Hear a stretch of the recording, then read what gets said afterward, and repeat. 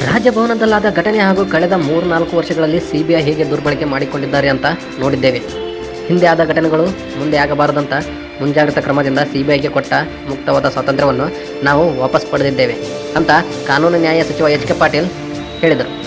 ಗದಗ್ನಲ್ಲಿ ಮಾಧ್ಯಮಗಳೊಂದಿಗೆ ಮಾತನಾಡಿದ ಅವರು, ಸಿಬಿಐ ಮುಕ್ತ ತನಿಖೆಗೆ ರಾಜ್ಯ ಸರ್ಕಾರ ಮೂಗುದಾರ ಹಾಕಿರುವ ಬಗ್ಗೆ ಒಪ್ಪಿಕೊಂಡಿದ್ದಾರೆ. ರಾಜಭವನದಲ್ಲಿ ಸೋರಿಕೆ ಮಾಡಿದ್ರು, ಆ ಸೋರಿಕೆ ಸರ್ಕಾರ ಮಾಡಿದೆ ಅಂತ ಆಪಾದನೆ ಮಾಡುವ ಮಟ್ಟಕ್ಕೆ ರಾಜಭವನ ದುರ್ಬಳಕೆ ಮಾಡಿರುವುದಾದರು. ಕಳೆದ 3-4 ವರ್ಷಗಳಲ್ಲಿ ಸಿಬಿಐ ಹೇಗೆ ದುರ್ಬಳಕೆ ಮಾಡಿಕೊಂಡಿದ್ದಾರೆ ಅಂತ ನೋಡಿದ್ದೇವೆ. ಹಿಂದೆ ಆದ ಘಟನೆಗಳು ಮುಂದೆ ಆಗಬಾರ್ದಂತ ಮುಂಜಾಗ್ರತಾ ಕ್ರಮದಿಂದ ಸಿಬಿಐಗೆ ಕೊಟ್ಟ ಮುಕ್ತವಾದ ಸ್ವಾತಂತ್ರ್ಯವನ್ನು ನಾವು ವಾಪಸ್ ಪಡೆದಿದ್ದೇವೆ. ಇನ್ನು ಸಿಎಂ ಸಿದ್ದರಾಮಯ್ಯ ರಾಜೀನಾಮೆ ನೀಡುವಂತೆ ಸ್ವಪಕ್ಷದ ಕೋಳಿವಾಡರ ಹೇಳಿಕೆಗೆ ತಿರುಗೇಟು ನೀಡಿದ್ದಾರೆ. ರಾಜಭವನಗಳನ್ನು ಇವತ್ತು ದುರ್ಬಳಕೆ ಮಾಡಿಕೊಳ್ಳೋದಾದರೆ ಈಗಾಗಲೇ ನೋಡಿದೆ ನಾವು. ಕಳೆದ 3-4 ವರ್ಷದಲ್ಲಿ CBIನ ಹೇಗೆ ದುರ್ಬಳಕೆ ಮಾಡಿಕೊಂಡ್ರು ಅಂಥೇಳಿ. ಆ ರೀತಿ ಯಾವುದೇ ಘಟನೆಗಳು ಆಗಬಾರ್ದು ಅನ್ನುವಂಥ ಮುಂಜಾಗರೂಕತೆಯಿಂದ ನಾವು CBIಗೆ ಕೊಟ್ಟಿರ್ತಕ್ಕಂಥ ಆ ಮುಕ್ತವಾಗಿರ್ತಕ್ಕಂಥ ಒಂದು ಸ್ವಾತಂತ್ರ್ಯವನ್ನು ನಾವು ವಾಪಸ್ ಪಡೆದಿದ್ದೇವೆ. ಅದು ಇನ್ಮೇಲೆ ಏನಾದ್ರೂ ಸಹಿತ ರಾಜ್ಯ ಸರ್ಕಾರ ಕೇಸ್ ಟು ಕೇಸ್ ಪರಿಶೀಲನೆ ಮಾಡಿ ಆ ಒಂದು ಕಾರ್ಯಕ್ರಮವನ್ನು ಮಾಡಲಿದೆ. ಮೂಡಾಕ ಅದಕ್ಕೆ ಸಂಬಂಧ ಏನು? ಮೂಡ ಈಗಾಗಲೇ ಕೋರ್ಟ್ನವರು ಲೋಕಾಯುಕ್ತ ಅದನ್ನು ತನಿಖೆ ಮಾಡಬೇಕು ಅಂತ ಹೇಳಿದ್ದಾರೆ. ಅದಕ್ಕೆ ಸಂಬಂಧ ಏನು? BJPಯವರು ಒಡ್ನೋಡಿಸ್ತಾರಲ್ಲ ಆ ಮಾತಷ್ಟೇ. ಅದು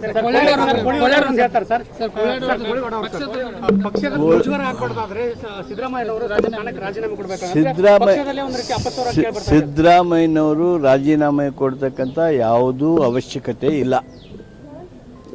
ರಾಜಕೀಯವಾಗಿ ಏನು ಷಡ್ಯಂತ್ರ ಮಾಡ್ತಾ ಇದ್ದಾರೆ, ಆ ಷಡ್ಯಂತ್ರಕ್ಕೆ ತಕ್ಕದಾಗಿರ್ತಕ್ಕಂಥ ಉತ್ತರ ನಾವು ಕೊಡಬೇಕಾಗಿದೆ.